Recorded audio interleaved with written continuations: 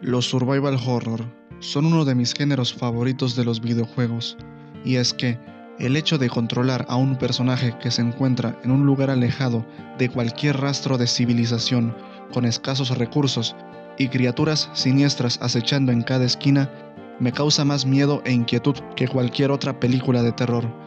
Lo mejor de los videojuegos es que al ser un medio interactivo, somos nosotros los que experimentan por completo esa sensación de pánico y desesperación. Nosotros somos los que elegimos seguir avanzando, el pasar por una puerta por la que pueda haber un enemigo, o cruzar una zona que nos provoque escalofríos. Pero, sin lugar a dudas, mi aspecto favorito de este tipo de juegos es la manera en que se meten en lo más profundo de la mente humana, el cómo le muestran a uno sus miedos más profundos y se las ingenian para perturbar al jugador, ya sea por el diseño de sus escenarios, los tan ingeniosos diseños de los monstruos que nos están acechando en las sombras, las pruebas a las que nos vemos obligados a superar, o por su gran historia. Hacer un videojuego de terror que además tenga una buena historia es difícil, no solo porque tienes que trabajar en hacer una buena historia, sino que también tienes que encargarte de que el personaje que controla al jugador se sienta vulnerable, que no sea un saco de cemento que se cae al suelo luego de 2 golpes, pero que tampoco sea un superhombre capaz de pelear contra 10 criaturas a la vez. Han sido muy pocos los videojuegos que han logrado comprender este concepto y han fusionado una ambientación perturbadora con un buen gameplay y una historia atrapante. Y el juego del que les voy a hablar hoy forma parte de ese grupo de videojuegos, Signalis.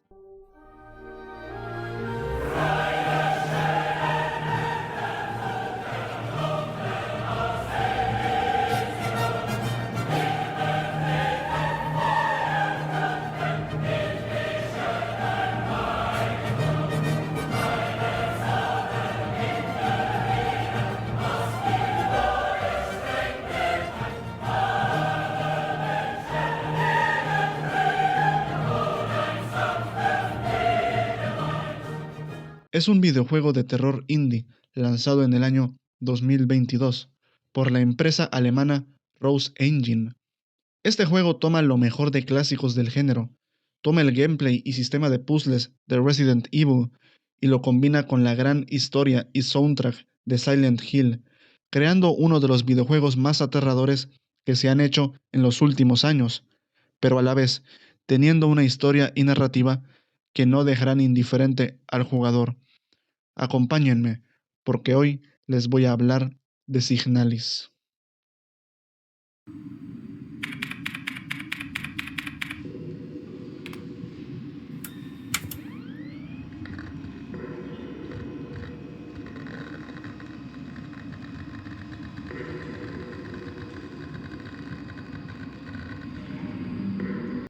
El juego comienza con nuestro personaje despertándose en lo que parece ser una nave espacial.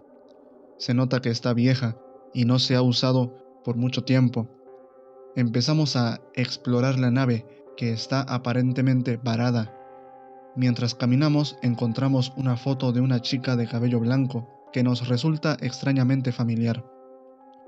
El universo de Signalis ocurre en un futuro en donde la raza humana ha dominado el viaje espacial y se ha convertido en un régimen comunista y totalitario. En este universo, los humanos se dedican a viajar por el cosmos para encontrar nuevos planetas para colonizar. Menciono esto porque creo que es necesario ponernos en contexto.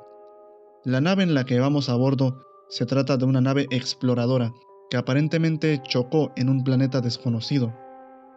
Resolvemos un puzzle para conseguir una llave que nos permitirá salir al exterior. Parece ser que caímos en un planeta invernal, cubierto por ventiscas en las que no se puede ver casi nada.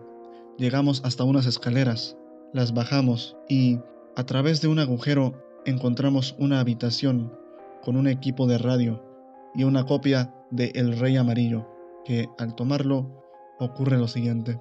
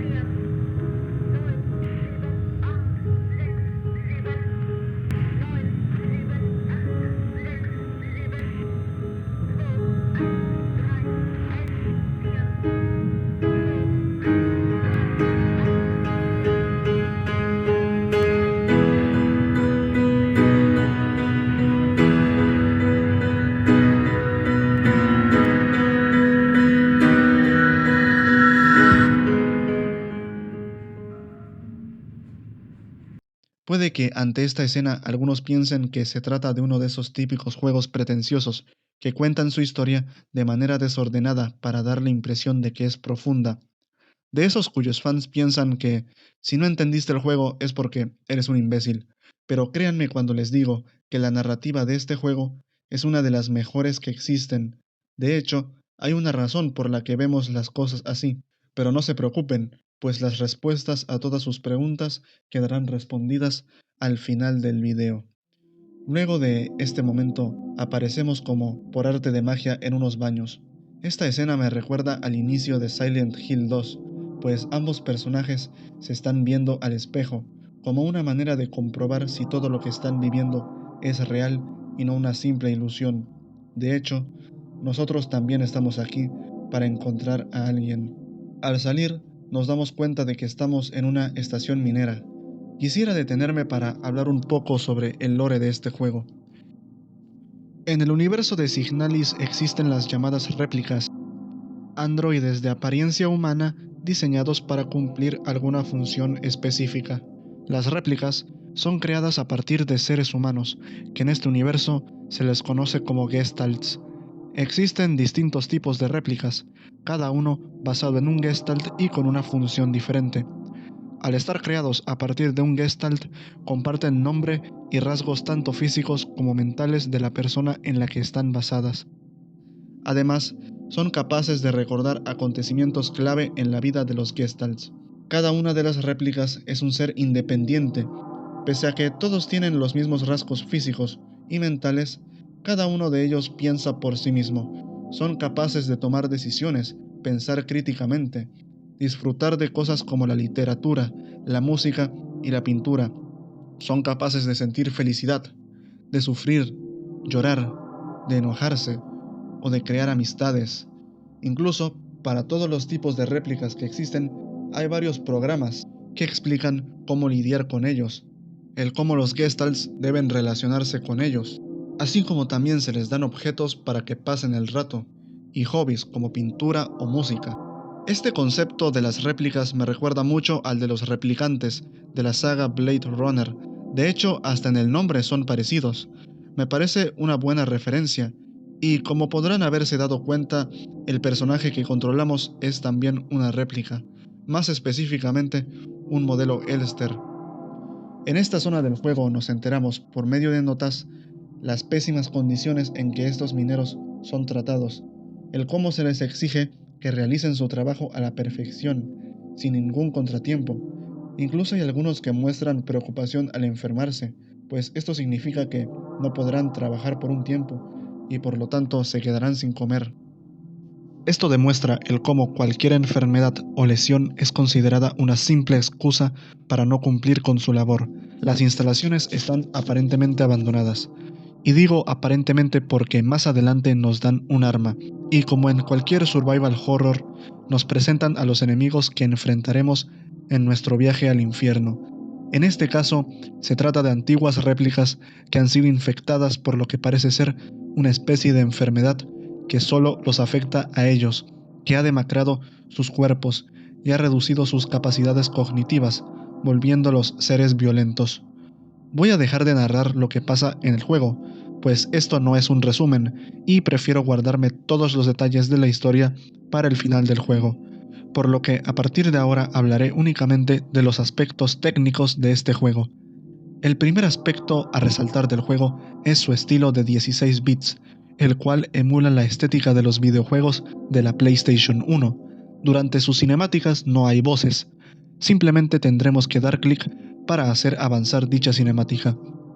Igual que de vez en cuando tendremos una que otra sección en primera persona, que a mi parecer le dan una perspectiva única a estos momentos.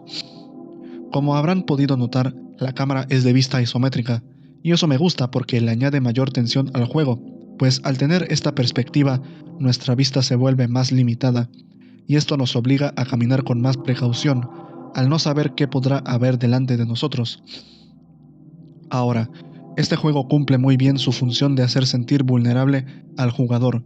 Para empezar, la munición es muy escasa, al punto de que te conviene más esquivar a los enemigos que enfrentarlos directamente. Además, Hay ocasiones en donde los enemigos, luego de ser abatidos, muy probablemente vuelvan a levantarse, aunque esto puede evitarse si los quemamos con una bengala, que por cierto igualmente son muy escasas, por lo que el combate viene a ser muy contraproducente. Lo que yo recomiendo es gastar munición únicamente en enemigos que se encuentran en una habitación o pasillo por la que vayamos a pasar constantemente, porque sí, en este juego vamos a tener que hacer mucho backtracking. Igualmente, si hay más de un enemigo cortándote el paso, es recomendable que mates a uno de ellos para facilitarte el movimiento. Afortunadamente, Elster se mueve a una velocidad que nos permite, en la mayoría de casos, evitar a los monstruos con facilidad. El apuntado en este juego es lento, y hay momentos en donde por culpa de la tensión no vas a pensar con claridad, así que lo más probable es que dispares impulsivamente sin fijarte siquiera si tus balas están dando en el blanco. Cuando apuntemos a un enemigo, aparecerá un cuadro encima de él, que se irá cerrando, y mientras más tiempo les apuntemos, más daño les causaremos. En este juego, nuestro inventario es muy limitado, pues solo podremos llevar 6 objetos más la linterna, y esto nos obliga a elegir con cuidado qué objetos vamos a llevar, a tal punto de que es preferible guardar inmediatamente en los baúles toda la munición que encontremos, y llevar solamente el arma cargada, además, claro, de algún objeto curativo que, como habrán imaginado, también son bastante escasos. Dios, qué divertido es andar caminando al baúl cada 5 segundos. Al igual que en todo survival horror, en este juego tendremos las famosas habitaciones seguras, las cuales suponen un descanso para el jugador. En ellas siempre habrá un baúl para guardar nuestros recursos y también una televisión con un fondo rojo para guardar la partida. Por cierto, aquí el guardado es exactamente igual al de Silent Hill 2, solo para que lo sepan. Puede que el juego suene algo restrictivo, pero todos estos detalles están únicamente para generar un sentimiento de angustia y ansiedad en el jugador, además de que el juego nos da los recursos justos y necesarios para continuar avanzando. Si sabes gestionar bien la munición, esta nunca te va a faltar, e incluso podremos prescindir de ella, pues también contamos con tasers, que tienen un efecto similar. En general, se deja jugar, y diría que cualquiera puede jugar a su modo. Claro que lo más recomendable es jugar siempre a la defensiva. Como todo survival horror que se respete, este juego igual cuenta con puzzles, en los que tendremos que poner a trabajar nuestro cerebro.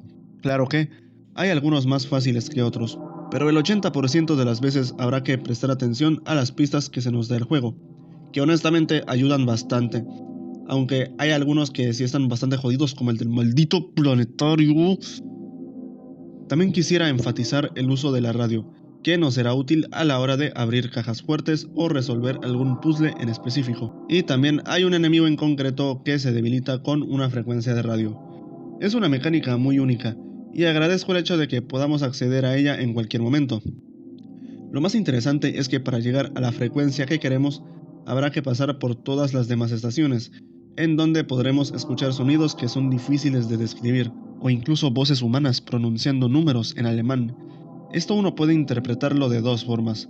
Debido a que estamos en un régimen comunista, podría decirse que es un mensaje en código para espías o altos cargos. O tal vez sea una persona pidiendo ayuda en algún lugar recóndito enviando sus coordenadas. Es más que nada libre interpretación, y siento que los autores del juego lo pusieron ahí con la intención de confundir al jugador. Ahora quisiera hablar un poco sobre los jefes, que aunque en todo el juego solo nos toparemos con 3 y de hecho uno de ellos aparecerá en algunas partes como enemigo común, creo que son un elemento fundamental en todo survival horror, por lo que vale la pena mencionarlos. El primero de todos se trata de una réplica modelo Maina, un modelo especializado en actividades mineras. A causa de esto, su cuerpo está cubierto por una gran coraza que evita que nuestras balas le hagan daño. Lo único que tenemos que hacer es esperar a que abra su casco y llenarle el rostro de plomo. Este jefe como tal no es tan complicado, pues solo tenemos que huir de sus ataques y esperar el momento para atacar. Diría que lo único que dificulta el combate es que van a aparecer unos enemigos que nos harán difícil la tarea de acabar con el jefe, pero no es difícil por sí solo. De hecho, volverá a aparecer en momentos puntuales. Luego está esta madre que parece un monstruo salido de Silent Hill. Al igual que la pelea anterior, esta no es complicada, pues lo único que tenemos que hacer es dispararle hasta que se muera, aunque puede que nos dé uno que otro golpe, debido a que el escenario no es muy grande. Y como jefe final, tenemos a una réplica modelo Falke, que son el rango más alto de réplica que existe, pues fueron creadas con la intención de ser las comandantes de las instalaciones Gestalt, y absolutamente todos deben hacerles caso, sin cuestionar sus órdenes, además de que son capaces de manipular la realidad. De todas las peleas, esta es la más larga, debido a que este enemigo tiene su truco, e iremos cambiando de escenario cada vez que le hagamos daño. Para añadirle más dificultad, tendremos unos enemigos que irán apareciendo de cuando en cuando, mientras que en la pantalla aparecerá una interferencia que nos hará difícil ubicar a los enemigos. Como ya he dicho, estas peleas no suponen un reto, y con 2 o 3 intentos deberías ser capaz de derrotarlos. La dificultad radica en que nos spanean enemigos random para desviar nuestra atención, o reducir nuestra movilidad. Diría que este es el único aspecto malo del juego, aunque esto no arruina la experiencia, ya que me sigue pareciendo un juegazo. Y recordemos que algunos títulos que son considerados obras maestras o clásicos de culto tienen jefes bastante normalitos. En cuanto a los escenarios y atmósfera, he de decir que logran construir un ambiente opresivo. Habitaciones oscuras, manchas de sangre y restos de cadáveres regados por doquier. Enormes pedazos de carne y coágulos de sangre bloqueando algunas zonas. El buen uso de la música, que por cierto, tiene tonadas tanto deprimentes como hermosas, que ayudan a darle más intensidad a algunas cinemáticas o momentos específicos del juego. Además de que en un punto dejaremos de lado las instalaciones futuristas y pasaremos a un mundo de pesadilla que parece salido de Silent Hill. Todo esto da miedo porque además de la impresión, empiezas a construirte una historia en tu cabeza sobre lo que pudo haber pasado para que todo esté así. Sin mencionar que da mucha mala espina cuando encuentras notas de médicos que describen cómo esta extraña enfermedad afecta el cuerpo y la mente de las réplicas. Y hasta puedes imaginarte la agonía por la que tuvieron que pasar. Sin embargo, pese a ser un juego de terror, este también logra conmoverte, no solo por el hecho de que la historia es bastante trágica, sino porque a lo largo de la historia, Elster se encontrará con personajes que están igual de rotos que ella, y que hacen todo lo posible por afrontar las situaciones a las que se enfrentan, incluso habiendo algunos que pierden la esperanza y toman la decisión de rendirse. Y es por eso que aprecio mucho este título, porque no solo se preocupa por crear una atmósfera tensa y tener un gameplay que haga sentir vulnerable al jugador sin dejarlo indefenso, pero tampoco convirtiéndolo en una máquina de matar, sino que también se compromete a tener una historia que te llegue al corazón, con tintes existencialistas e incluso de horror cósmico. Por lo que a partir de aquí empiezan los spoilers, así que si no han jugado Signalis, les recomiendo que vayan a hacerlo inmediatamente, porque no tiene pérdida. Luego de abrir una puerta que se encuentra en la última sección del juego y subir por unas escaleras similares a las del comienzo, llegaremos a unas escaleras en las que se encuentra Adler, un modelo de réplica especializado en tareas administrativas, y la mano derecha de Falke, la comandante de la instalación minera. Adler afirma que no es la primera vez que está aquí, pues este momento lo ha vivido tantas veces que ya no puede contarlas. Frente a Adler hay un umbral, el cual, al cruzarlo, Elster ingresa a un escenario completamente rojo, con varias columnas que tienen una función desconocida. Mientras Elster camina por este lugar, empieza a ver varias visiones cuyo significado desconoce, así como también algunos recuerdos de la Gestalt en la que está basada. Todo esto mientras que, a medida que vamos avanzando, nos topamos con varios modelos Elster que yacen muertos con voces hablándonos, y una que otra referencia a Evangelion. Llegamos a una nave similar a la del comienzo, la cual Elster intenta abrir, y en el intento, uno de sus brazos se desprende de su cuerpo y cae de la nave, aparentemente muriendo. Y luego de esto, saltan los créditos. Si no entendiste nada, no te preocupes, pues creo que todos tuvimos la misma reacción la primera vez que jugamos Signalis, pero aquí estoy yo para explicarte todo. Resulta que para poder conseguir el final verdadero del juego y enterarte de lo que realmente está pasando, es obligatorio jugar una segunda partida, por lo que ahora me veo en la obligación de contar desde cero toda la historia que este juego nos quiere contar. Primero que nada hay que hablar sobre el origen de las réplicas modelo Elster, que son un caso bastante especial. El patrón neuronal de Elster proviene de una Gestalt que solía ser soldado, con la intención de aprovechar su disciplina, obediencia y capacidad en combate. El problema es que esta Gestalt desarrolló estrés postraumático, un trastorno que obviamente terminó heredando Elster.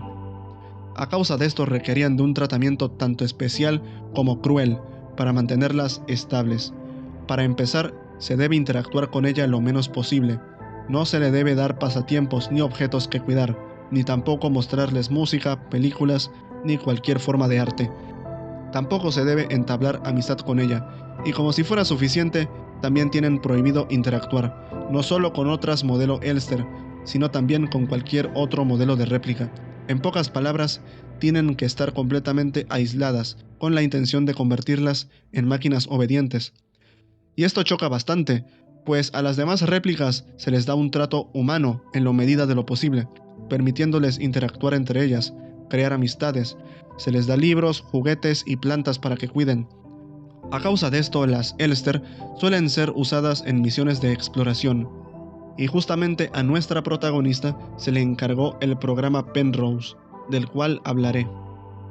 Durante todo el juego, Elster creyó estar buscando a una chica llamada Alina Seo, que parece haber sido la compañera de Elster en su vida pasada, pero resulta que en algún punto los recuerdos de Elster se entrelazaron con los de su vida pasada y confundió a Alina con una chica llamada Ariane Young, que es a quien realmente estamos buscando, y al igual que todos los personajes de este juego, tiene un trasfondo bastante triste.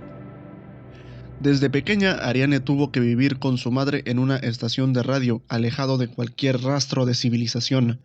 A causa del aburrimiento, ella empezó a mostrar afinidad con las artes, cosa que en un régimen comunista que buscaba la eficiencia por encima de todo, era visto como una simple pérdida de tiempo. Ante esta situación, la tía de Ariane, con tal de que esto no tenga repercusiones en el futuro, la hace mudarse con ella a una gran ciudad, para que asista a la escuela y reciba la misma educación que el resto de niños del régimen. El problema está en que, a causa de sus gustos, ella no termina de encajar con sus compañeros, los cuales la molestan y le hacen bullying, aparte de que sus profesores no hacen nada al respecto. De hecho, ellos también la reprenden constantemente, a causa de sus preferencias. Incluso tras haber hecho su servicio militar, ella sigue manteniendo su postura, lo cual obliga a las autoridades a tomar medidas drásticas. En este caso, ella es enviada a una instalación minera, donde se dedicará el resto de su vida a realizar trabajos forzados en contra de su voluntad. Aquí es donde entra el programa Penrose, que está buscando voluntarios para ser enviados en naves de bajo costo al espacio, con la intención de encontrar recursos y nuevos planetas para habitar. Y esto Ariane lo ve como la oportunidad perfecta para aislarse del resto de la sociedad.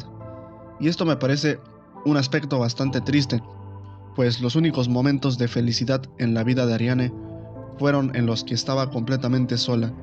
Era tal su desesperación que terminó tomando esta decisión para volver a estar en la soledad, sin que nadie la molestara o reprendiera por sus gustos. Lo más probable es que durante esta época Ariane se sintiera como una inadaptada, que no tenía lugar en el régimen y que lo mejor era estar completamente sola. Al menos no del todo. Resulta que a todos los voluntarios de este programa se les asigna un modelo Elster para que los acompañe durante su viaje, realizando tareas de mantenimiento, cosa que a Ariane no le molestaba debido a que las Elster son bastante calladas y poco sociables. Aunque en un comienzo Ariane se sentía feliz por estar sola con sus pasatiempos, con el pasar de los días empezó a experimentar aburrimiento y monotonía, por lo que para romper este círculo tomó la decisión de empezar a interactuar con su réplica asignada, y una relación que empezó como una simple amistad acabó convirtiéndose en una relación romántica, en donde ambas chicas se dieron cuenta de que tenían más en común de lo que pudieron haber imaginado. Dos chicas marginadas, que lo único que conocían era la soledad, habían encontrado el amor en las únicas circunstancias posibles, en el vacío del espacio, alejados de cualquier rastro de civilización. Parecía que al fin habían encontrado la felicidad, pero lamentablemente esta historia no tiene final feliz. Como habrán imaginado, estas naves, al ser baratas, fueron hechas con la menor cantidad de recursos posibles, y con el pasar del tiempo el mantenimiento que realizaba Elster se volvía cada vez más inútil, sin mencionar que Ariane debía pasar más tiempo en la cámara de criogenización para que la comida les dure lo máximo posible. Llegó un momento en donde el sistema de refrigeración de la nave dejó de funcionar, lo que provocó fugas que llenaron la nave de radiación, lo que inevitablemente provocó que Elster dejara de funcionar, y Ariane se llevó la peor parte. Cuando Elster dejó de funcionar, ella aún estaba en su cámara de criogenización, sin nadie que pudiera rescatarla. Lo peor de todo es que la radiación afectaba su cuerpo de una manera lenta y por lo tanto más dolorosa, pero a la vez el efecto de criogenización le hacía imposible morir. Estaba condenada a permanecer encerrada, mientras sentía los dolorosos efectos de la radiación haciendo añicos su cuerpo, sin poder hacer nada al respecto. Sin dudas, un destino bastante cruel para un par de chicas inocentes que lo único que querían era ser felices.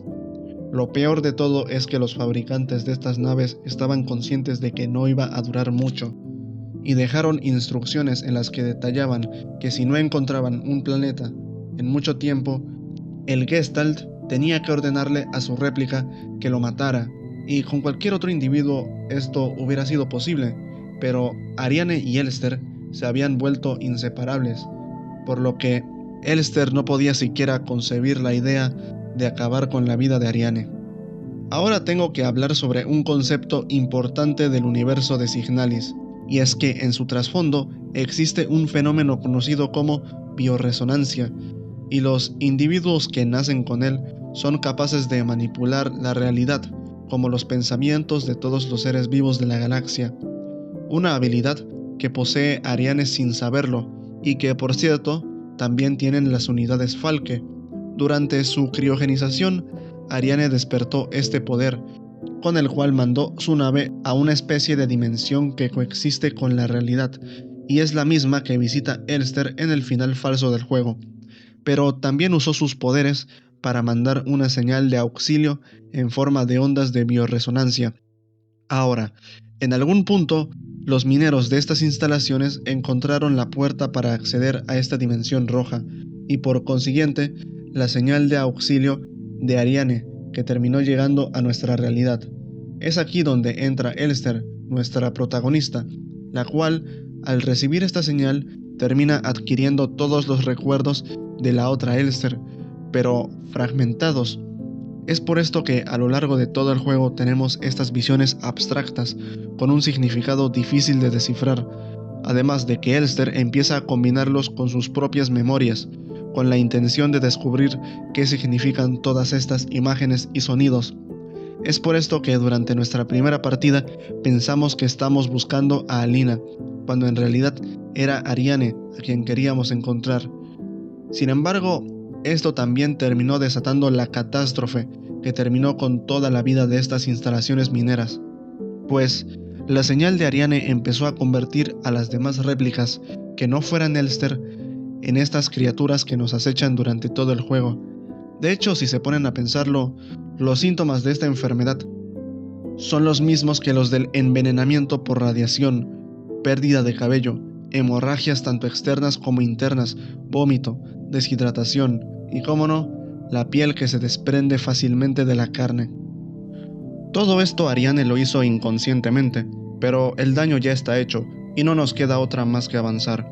En todo el juego, la Elster que controlamos es otra versión, con los recuerdos implantados de la que conoció a Ariane, tratando de llegar a ella y cumplir la promesa que se hicieron. Pero, ¿cuál es esta promesa? Durante casi todo el juego se nos bombardea con el texto "Recuerda nuestra promesa", la cual es una señal que Ariane nos envía desde el Penrose, intentando hacernos recordar. Ahora me veo en la obligación de hablar de los 3 finales que este juego tiene para ofrecernos, los cuales dependerán de cómo nos comportemos a lo largo de la partida, pues están relacionados con el viaje de Elster para asimilar su identidad, cosa que invita mucho a la rejugabilidad del mismo. En el primer final, Elster, al estar demasiado abrumada por el trauma de su pasado, se ve incapaz de afrontar la realidad y toma la decisión de no entrar en la nave. En el segundo final, Elster no consigue asimilar por completo la identidad de su otra versión, por lo que es incapaz de recordar la promesa que le hizo a Ariane, y a causa de esto ella no nos reconoce al vernos. Y por último, está el tercer final, y que para muchos, incluyéndome, es el final canon del juego. Para conseguirlo, es necesario abatir a la mayor cantidad de enemigos posible, así como también recibir daño constantemente, y andar la mayor parte del juego con la vida por debajo del máximo. Solo estando cerca de la muerte podremos recordar la promesa que le hicimos a Ariane, la cual era nada más ni nada menos que la de acabar con su sufrimiento.